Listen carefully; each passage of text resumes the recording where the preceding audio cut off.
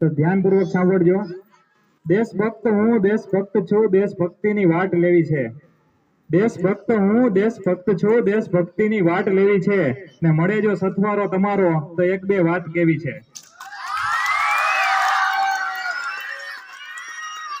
જે સરની શુભ શરૂઆત હતી તે જ પંક્તિને ધ્યાનમાં લઈ અને આખી ગઝલ લખેલી છે અત્યારે ત્યારે।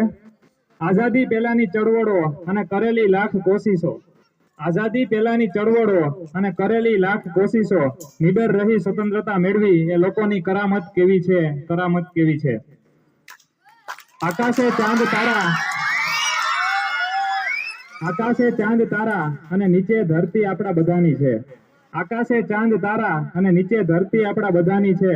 સમુદ્ર તો અહીંયામાં છે એવી ઘૂઘવાટ લેવી છે, ઘૂઘવાટ લેવી છે। સદભાગ્ય મળી એ મોંઘી, સદભાગ્ય મળી એ મોંઘી આ જિંદગી આજ ભારતમાં, સદભાગ્ય મળી મોંઘી આ જિંદગી આજ ભારતમાં, બસ એની જ માફક અલગ અલગ રીત। સિદ્ધિ મળી બધાને એટલે એના મૂળ નથી કોઈ માનતું, બાકી નિસ્વાર્થ ભાવે પણ એ જાણી જોઈને પડતી લાત જેવી છે, લાત જેવી છે।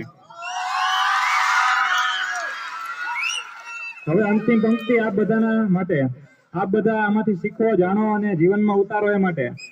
હવે જાળવજો આપ દિલથી કાયમ આવી જ જાહો જલાલી, હવે કાયમ જાળવજો આપ બધા આવી જ જાહો જલાલી, દેશ માટે કાયમ હાજર રહો, બસ આવી જ વાત કેવી છે, આવી જ વાત કેવી છે।